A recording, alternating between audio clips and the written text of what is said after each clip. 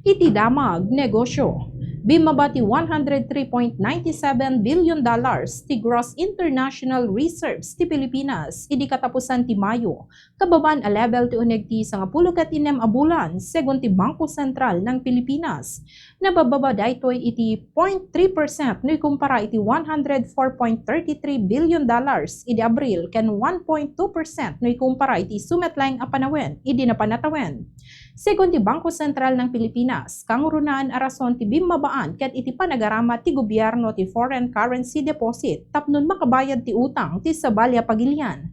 Panagbaba ti presyo ti balitok ti world market ken foreign exchange operations ti Bangko Sentral. Namnamaen ti Bangko Sentral ng Pilipinas nga umabot ti $111 billion ti gross international reserves itatawan ken $112 billion in 2027.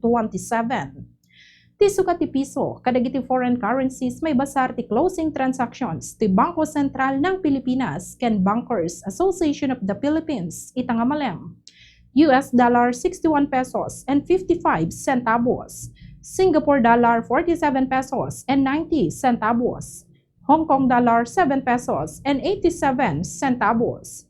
Euro 71 pesos and 15 centavos. Ken Saudi Arabian Rial 16 pesos and 43 centavos. Ti presyo ti produkto petrolyo ti Metro Bigan ti Caltex unleaded 87 pesos and 30 centavos.